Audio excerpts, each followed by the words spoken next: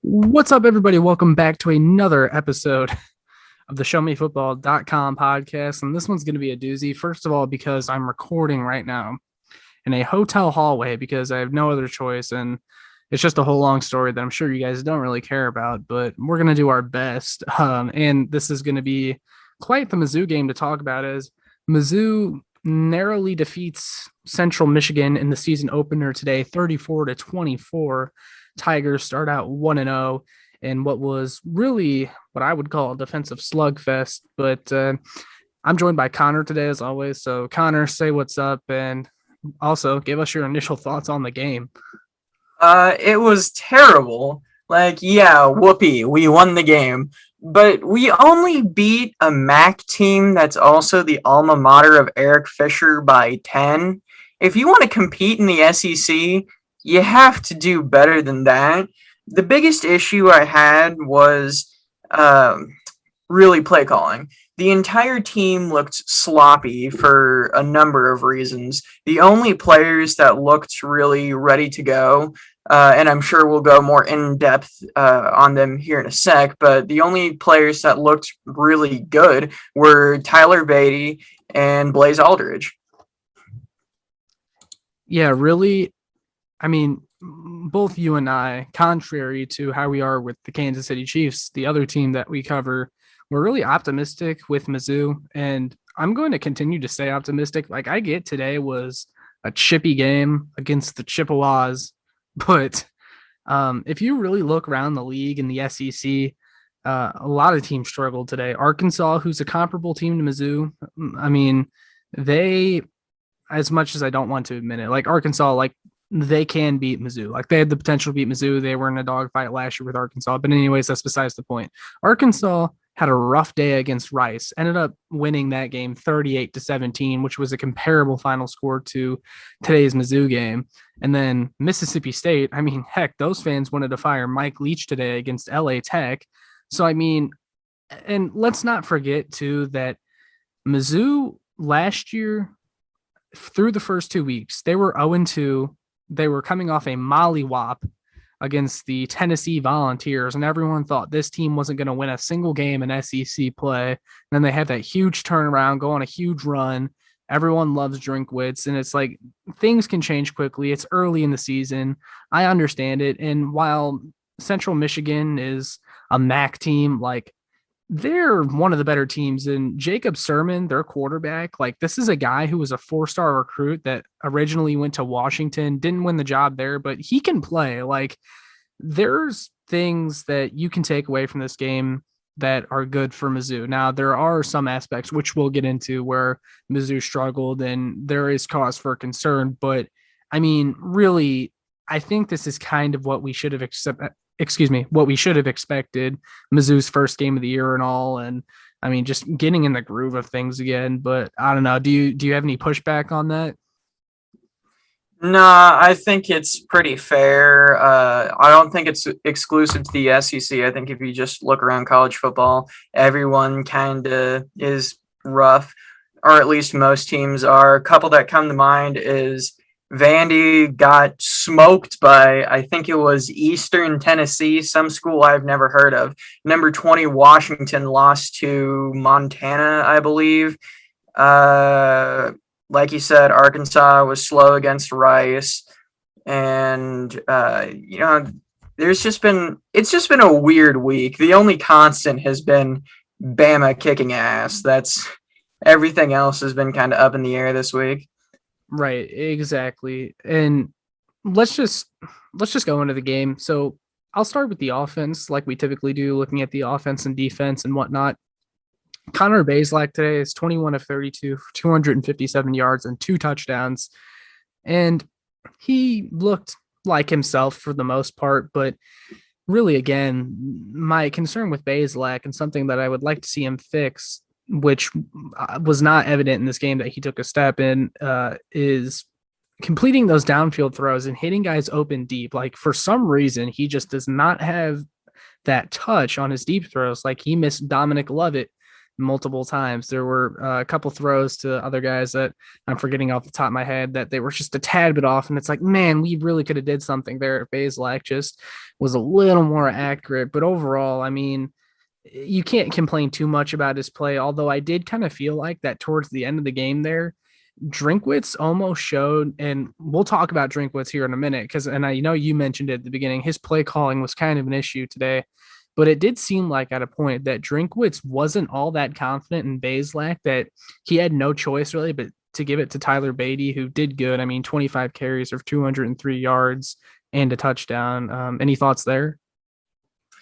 I I feel like you're kind of heading towards the Basilak might not be the answer route, but I feel like a lot of the deep shots were just miscommunications and something that will get ironed out throughout the season.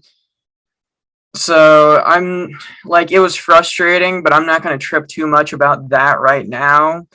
Uh, one of one of the things that you mentioned on Twitter is that Mookie Cooper did not look healthy. He did nothing today, and I feel like once he's good to go, he's the burner of this team, and we can start sending him deep. Bazelak will start making those throws, and even if he's a little bit off, I feel like Cooper at full speed would be enough to adjust and make that catch. So I'm not going to trip too much about it. I'm still going to be loyal to Bazelak because I think he's done a great job so far. Like even today, he's still shown that pocket poise that you look for in a quarterback. And yeah, he missed some deep shots, but outside of that, there's really not too much that I'm going to complain about.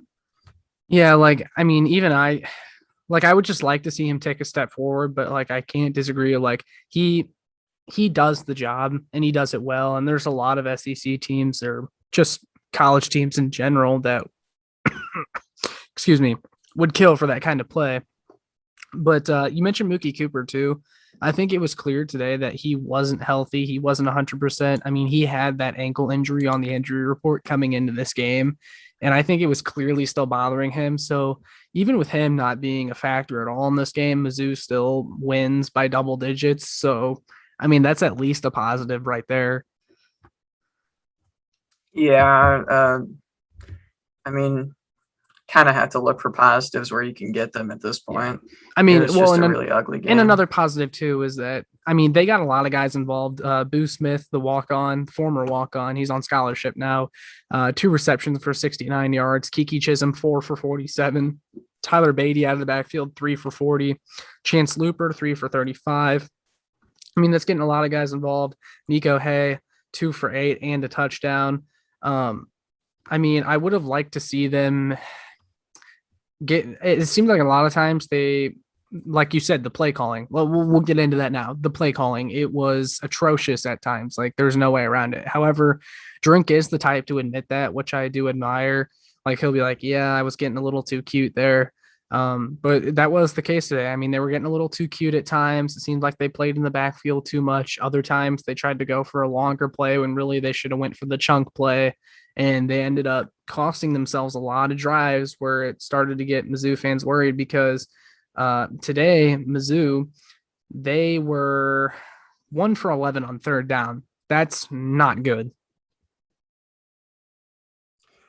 Well, I tweeted during the game that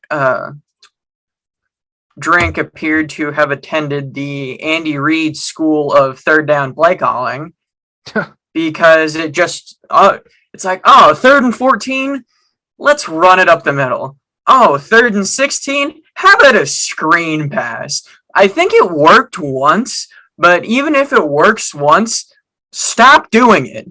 Like, cool, you got cute and did it once, like whoop-de-doo. But it took like 3 times for it to actually work. And don't do that. I don't care that it worked. Like, okay, it worked once. That is a very low percentage play. And that play is basically saying, we're trying to get in field goal position. Like that play is playing for the field goal. You have no intention on picking up the first down unless you're just stupid and you think that that's going to work out most of the time. And it was confusing because some of the times that we were calling a screen pass on 3rd and long, we were in our own territory, so it wasn't setting up the field goal. So I don't know what Drink was trying to do there. And there was just a lot of plays that I was just frankly baffled by Drink, and I felt like that I was watching Andy Reid. And it was frankly very frustrating because last year I remember trusting most of Drink's play calling, but today I didn't trust it at all. Yeah, it's a valid concern. I mean, I think again, it's the first game and everything. Like, I'm not saying panic about Drink, but I mean that play calling was very, very questionable. But also, I have to kind of cut Drink some slack because it's hard to play call for an offense where the quarterback's not hitting throws and the quarterback, and we didn't even mention it yet. Part of the reason he's not hitting these throws is because he has no time. He can't even go through his progressions because, quite frankly, the offensive line got pushed around today by the Central Michigan defensive line. I don't know if you noticed that, but I was not overly impressed with how our offensive line handled this Central Michigan team. Oh no, our offensive line looked horrible, and I feel like we're going to get absolutely demolished by SEC defensive linemen. And I'm not looking forward to it at all. I felt like that we kind of got dominated at the line of scrimmage on both sides of the ball in this game, and that's going to be a major issue moving forward this season. Yeah, no, it will be. And again, I want to reiterate it's the first game. Maybe things turn around in the offensive line. It was their first week of game action together as a unit, and maybe they end up stepping it up next game. I hope that's the case because that was really the story of last year, too, on both sides of the line of scrimmage. But you mentioned it. I mean, the defensive line, not very good either. And with that said, I'm ready to transition into the defense if you are. I am. So yeah, so I mean, I think this is where most of the talking points of this game are coming from. So the defense, they can't tackle. You're right. Well, in the first few drives, they looked real bad. I was like, well, they're letting Central Michigan drive down the field. This is not a good sign. Then they settled in. They looked really good.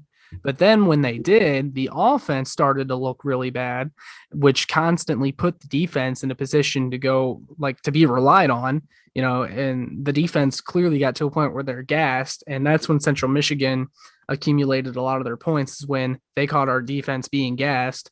Because after a while, the linebackers looked good, the secondary looked good, and really the defensive line, I thought, got better as the game went on, at least in the pass rush department. But one aspect of the defense that just did not look good for the entire game was the rush defense. You'd be surprised to know that Central Michigan only ran for 174 yards because if you watch that game, it felt like Central Michigan could run on us at will. It seemed like they ran for 300 yards as a team, but I mean, our run defense just wasn't there. And a lot of it too was because the linebackers were not disciplined. But I will say the linebackers and your guy, Blaze Aldridge, who I was a big fan of too, he was rough in the beginning too. So was Devin Nicholson. They were both rough. However, Aldridge, I will hand it to him. As the game progressed, he got better. He was the prime source of pass rush on this defense today. This dude's a linebacker, and he had 6 tackles for a loss and 3.5 sacks. That's pretty good. Anytime that you have a middle linebacker getting 3.5 sacks, he's doing something right. That's already half the sacks that, if I'm not mistaken, that's already almost half the sacks that the leading sack defensive lineman on this team last year had, which was Trajan Jeffcoat. So he's on pace to do pretty well. Yeah, I'm really excited to see what he can do. And I like blitzing and getting after the quarterback. And I felt like there were a couple plays where we could have sacked him again. Blaze had 3.5. Sean Robinson got 1. Isaiah McGuire got 1. Trajan Jeffco got 1. Like, we seemingly got to the quarterback. And, I tweeted it out during the game. On paper, looking at the box score, our defense did pretty well. But in the actual game, it was just so mind-numbingly frustrating because they can't tackle. Yeah, no, tackling was a big issue today. There was one play in particular I remember.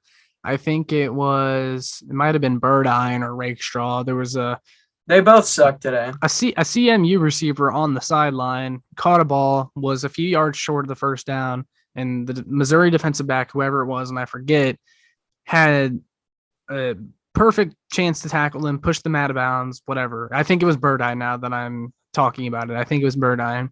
Could have just pushed him out of bounds, tackled him, whatever. Completely whiffed, and the CMU player gets a first down, and it's like, what the heck? Like, you should have had that under control. Classic-ish. Yeah, who by all accounts had a very good practice leading up to, or really good fall practices and a really good practice week leading up to the game, according to Eli Drinkwitz. But Drinkwitz also did say that he was not happy with the way the team practiced too overall, which I understand that now. But yeah, the defensive line, like they did good in the pass rush department. I mean, 9 total sacks as a team, but it was the run defense that killed them. Kind of the same story with the linebackers. But looking at the secondary, I mean, there were some standouts and there were some other guys that weren't good. Ennis Rakeshaw, a guy who had a disappointing game, Ishburdine as well, but a couple guys that stood out to me. Jalen Carley's, he looked really good, had an interception today. Caleb Evans, I think, cemented himself as a starter on the outside. He looked very, very good, had an interception, a couple pass breakups. That guy was all over the place. And someone who really made a name for himself today and broke up a pass, the former wide receiver converted to defensive back, Chris Abrams Drain. What a story that is, seeing him transition to DB and be a really good DB at that. I think you're already starting to see Steve Wilkes' impact in the secondary. What do you think?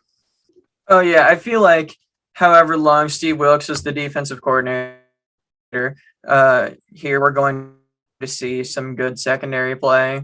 I don't know about how the defensive linebackers are going to be under him, but he's like as good of a secondary specialist as you're going to get.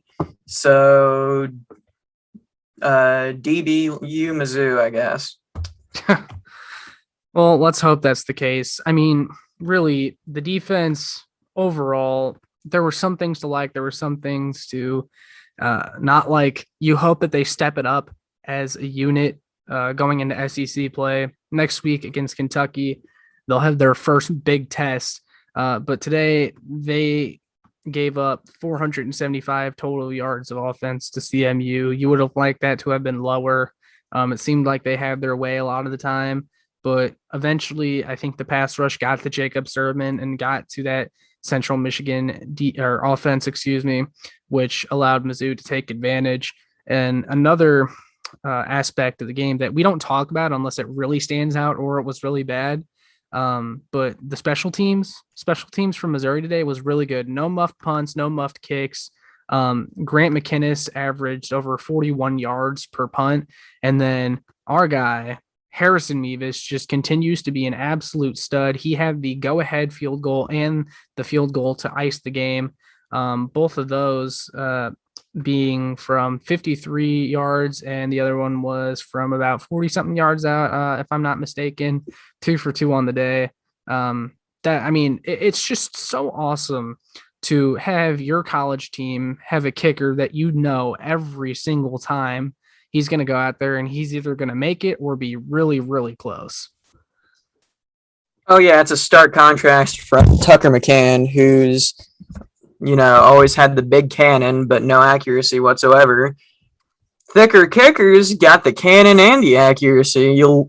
It's so nice to know that you're probably going to make the kick when he goes out there. You're not on the edge of your seat like it's Harrison Butker kicking an extra point. You can just chill out and watch the man work. I mean, I still got to admit, like during that Arkansas game last year, even though I was confident Mevis would make the kick, I still went into my bathroom and hid under the sink because I didn't want to watch in case he missed, but I was still confident in him. The swagger that him and Drink had during that, Drink was just so confident that he was going to knock that through. Well, and Game was awesome. in the post game interview too, Mevis talked about how uh, CMU used a timeout to try and ice him, and he was like, "That was a dumb move." I It was mean, an interesting game when they have the kicker taking questions. yeah, I mean, the team seems pretty upbeat after the game too. I mean, really, they were just happy to walk away with a win, and really, Mizzou fans, you gotta be in the same boat as the team because it could have been so much worse. And although it's not the final score that you would have liked to see, Mizzou didn't win by the margin that many would have liked to see. But a win is a win. It's the first week of the season. This team is still going to have kinks to work out. Like I think a lot of people they bought in to the hype a little too much and kind of talked themselves into believing this team was better than it actually was. And today was a little bit of a dose of a dose of a reality check. I don't think that's a term. It was a reality check that this team still has ways to go, but you can start to see the improvement because I think we all agree that this is probably a game that Barry Odom loses, right? 100%. This has Barry Odom loss written all over it. Yeah, like it's baby steps. Like you continue to stack those recruiting classes, and eventually Mizzou will get to the point where this game is no question a Mizzou win, and you're not looking at them being an underdog against Kentucky next week. But again, like fans just you got to temper your expectations a little bit. I still think 9 or 10 wins is on the table. I mean, honestly, the team would be really lucky to get 10. I think 9 is really what the goal should be. 8, 7 or 8 wins, you're probably still going to be happy. Like that's still a good year. Um, but looking at the schedule too, really, I mean, you play Kentucky, then you got uh SEMO. I mean, just go 1-1 in that. You're looking at 2-1 Boston College. I think that game's a toss up, really, but I'll say Mizzou wins that one. You're probably going to be 3-1 Tennessee. They're a dumpster fire. You're going to be 4-1 North Texas. You're going to be 5-1, and then Texas A&M. That's going to be the big game. So really, looking at the schedule, Mizzou still has a really good chance if they progress like we think they can. They're going to have a good chance of being 5-1, and best case scenario 6-0 heading into that Texas A&M game. I want to be 6-0 heading into that Texas A&M game. I do not want to go back to losing to Kentucky, and any other losses there would be completely unacceptable. No, Like yeah, I agree. Kentucky's the only one that should realistically be in question, but I really do not want to lose to them again. Yeah, you would like to see them beat Kentucky. However, if they do lose, like I can't say I didn't see it coming, but I'll tell you what, and you said it too before we started recording, that this game, even though I'm happy they pull out the win and it's about what I expected from them, it should still be a game that should be treated as a loss because you know this team can do so much better. And I expect Drink to straighten this out at practice and the team to come out with a sense of urgency against Kentucky because this team beat Kentucky last year. And I get this is a different Kentucky team, but this Mizzou team is arguably really a lot more talented than that team from last year. I mean, if they come into that game, with their game faces on and they give an A+ effort, they're going to beat Kentucky. I feel like Kentucky has been incredibly overhyped by the media, but granted, they beat Louisiana Monroe 45-10, and we eked out a win against the Chippewas. So who knows? Maybe they are a better team than us. But I feel like Mizzou, I've probably said it before, but to me, Mizzou is similar to the Pittsburgh Steelers in the way that we always seem to play down to our competition, and I'm so tired of it. Like, we don't when it's teams like SEMO. I remember last time we played SEMO, we blew them out like 50-0. But any of these like group of 5 teams that are on our schedule, for some reason, it just feels like we play them close. And I'm pretty tired of it. Yeah, no, I agree. And I feel like that's a thing that people don't want to admit it, but these younger guys, a lot of them, I'm sure, I mean, these are 18, 19, 20, 21-year-old kids that go into the game thinking, oh, it's just Central Michigan, and they don't give an A+ effort. Yeah, it's really frustrating. And I wouldn't even say that's necessarily the case for just these 18, 19-year-old kids. Uh, you see it happen in the NFL all the time. The Chiefs will be like, oh, yeah, we're the Chiefs. We're going 20-0. We're not going to care about the Chargers week 2. And then they almost lose. So it's not necessarily the college aspect. It's just the fact that teams overlook uh, should be easy opponents all the time. It's just a fact of sports. Everyone will always say they don't. Drink always starts his press conferences off with, yeah, Central Michigan has a really good football team, but deep down, like, everyone knows that that's BS and he's just being cordial. So they I probably mean, overlook them. I think Central Michigan is a better team than people are going to give them credit for because they just look at the program and they're like, oh, it's Central Michigan. They're a MAC team. But like, really, Central Michigan, they're a well coached team. And I mean, Jim McElwain, their head coach, wasn't even on the sideline today, but he is a really good coach. And I mean, Central Michigan is probably going to be one of the top teams in that conference. So really, there's not a ton of shame beating them by 10 points in week 1.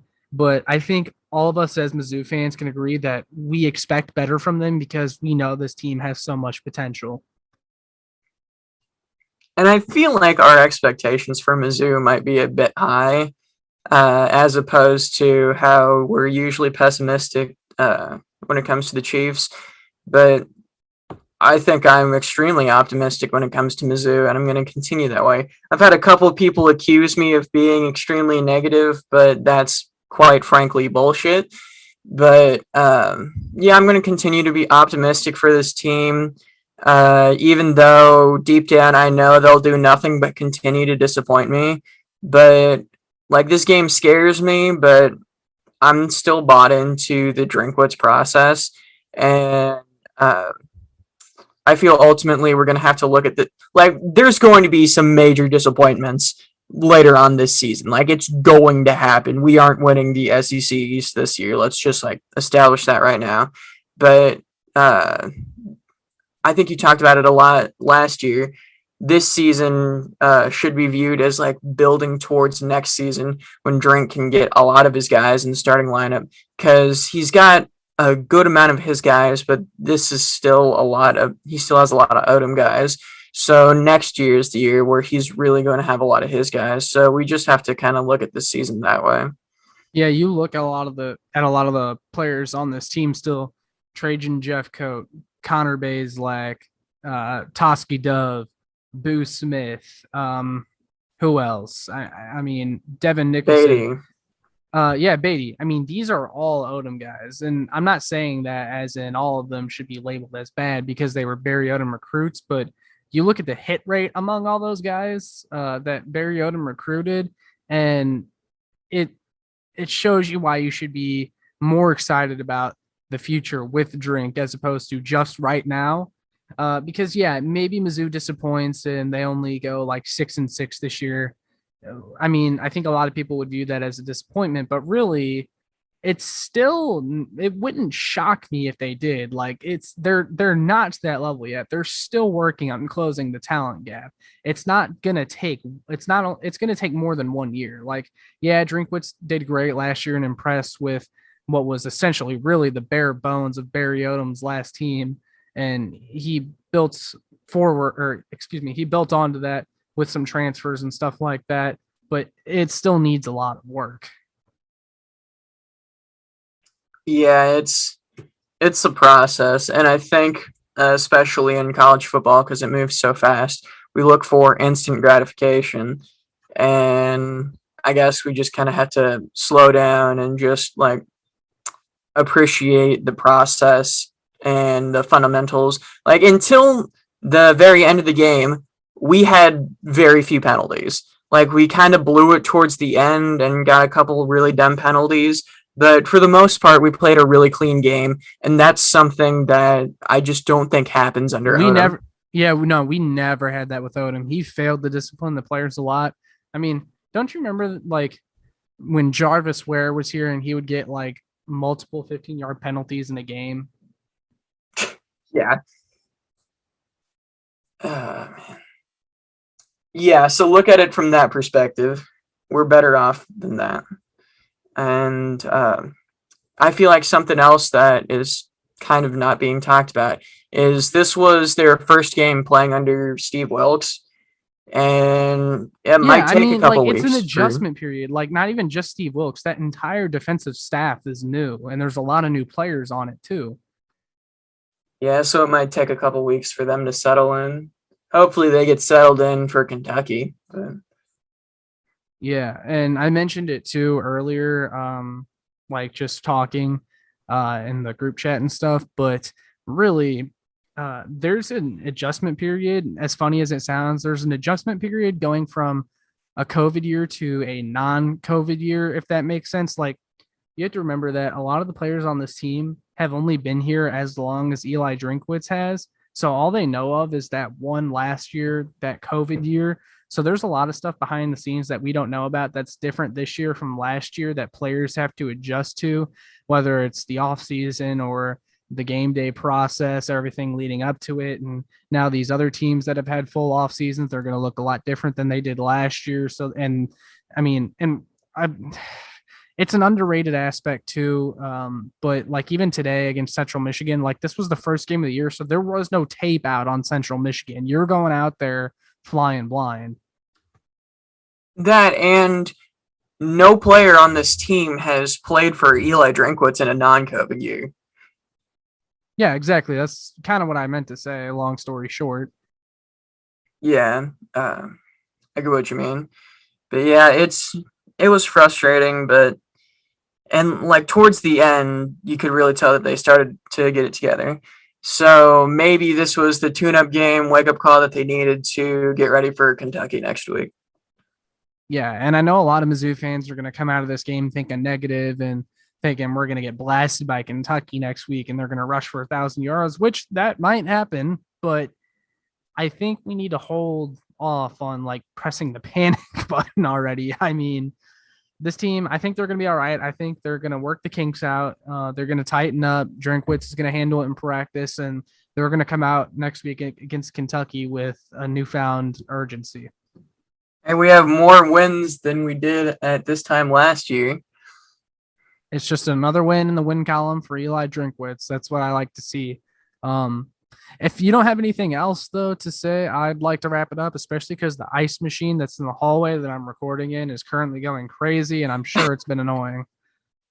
I haven't heard it at all. Really? That's Nah. good. It's annoying the hell out of me though.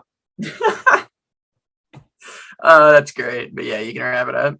This is by far one of the craziest weeks I've had, like production wise, because like I've mentioned to my viewers who watch my Chief stuff, like I was in South Carolina basically all of last week, and I got some videos out and stuff, and wrote some articles and all that. But I've had to deal with shitty Wi-Fi, traveling all over, crazy hours, and I totally forgot that since I was in South Carolina, I was in a different time zone than the other people I record with typically. So I'm over here like, hey, you guys ready? And they're like, I thought we agreed on 10 o'clock. And I'm like, oh shit, yeah, I'm in a different time zone. So it's been a mess.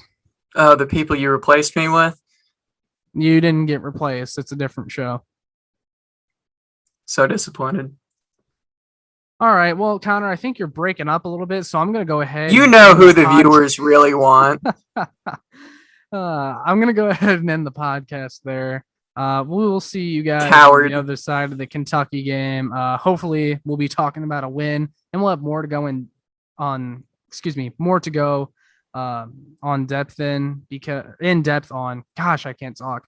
Because really I just don't find a lot of stuff in this game to really dive into and put a lot of stock in and freak out about. It's the first game.